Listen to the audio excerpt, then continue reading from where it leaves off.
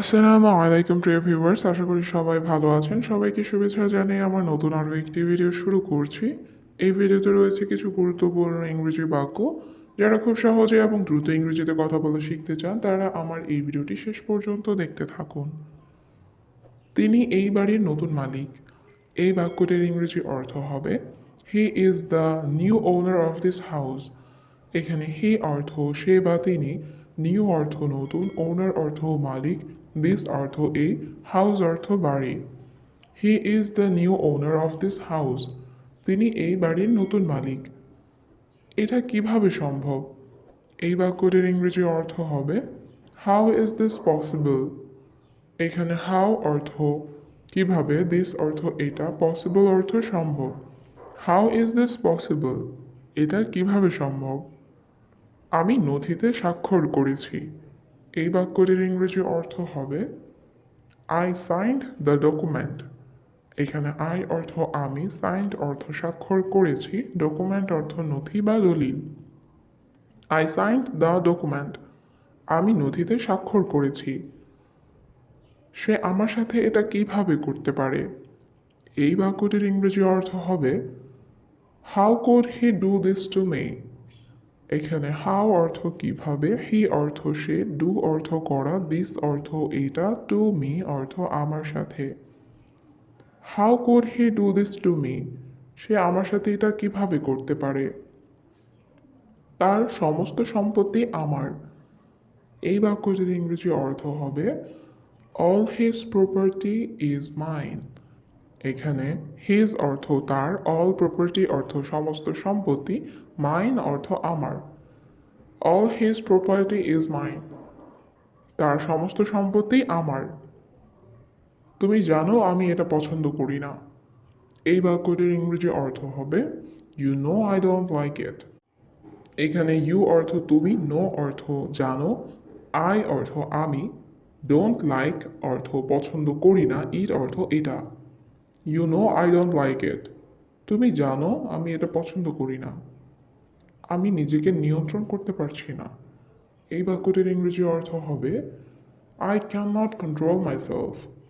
এখানে আই অর্থ আমি, ক্যান নট অর্থ পারছি না, কন্ট্রোল অর্থ নিয়ন্ত্রণ করতে, মাইসেলফ অর্থ নিজেকে। I can not control myself. আমি নিজেকে নিয়ন্ত্রণ করতে পারছি না। আমি তোমার জন্য গর্ববোধ করি। এই বাক্যটির ইংরেজি অর্থ হবে I am proud of you. এখানে আই অর্থ আমি, প্রাউড অর্থ গর্ববোধ করি, অফ ইউ অর্থ তোমার জন্য। I am proud of you. আমি তোমার জন্য গর্ববোধ করি। আমি সেই পরিকল্পনা করেছি। এই বাক্যটির ইংরেজি অর্থ হবে আই মেড দ্যাট প্ল্যান। এখানে আই অর্থ আমি, মেড অর্থ করেছি, দ্যাট অর্থ সেই, প্ল্যান অর্থ পরিকল্পনা। I made that plan. আমি সেই পরিকল্পনা করেছি। আমি তাকে অনেক ঘৃণা করি। এই বাক্যটির ইংরেজি অর্থ হবে আই হেট হিম আ লট। এখানে আই অর্থ আমি, হেট অর্থ ঘৃণা করি, হিম অর্থ তাকে, এ লট অর্থ অনেক। আই হেট হিম আ লট। আমি তাকে অনেক ঘৃণা করি।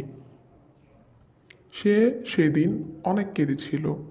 এই বাক্যটির ইংরেজি অর্থ হবে she cried a lot that day.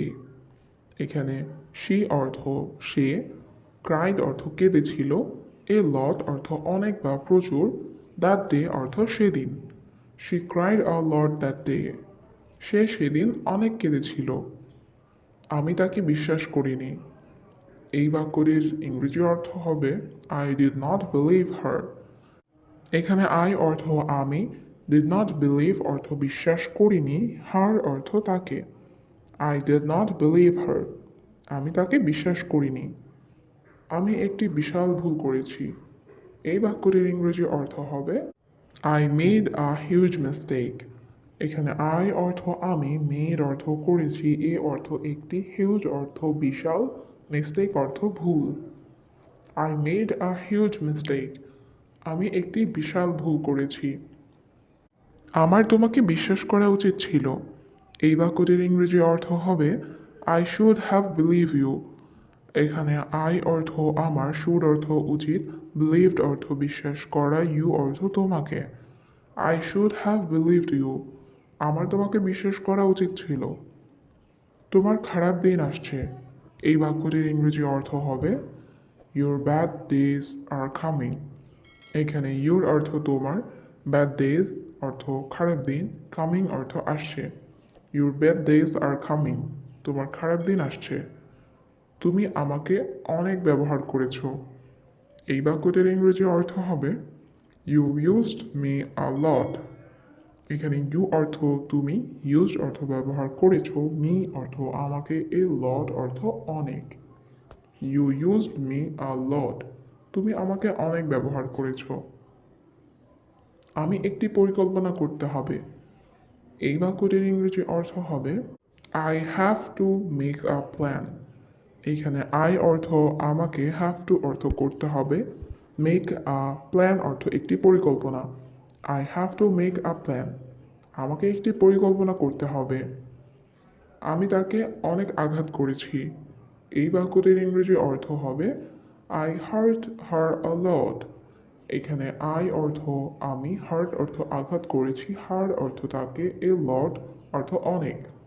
I hurt হার আ লট, আমি তাকে অনেক আঘাত করেছি।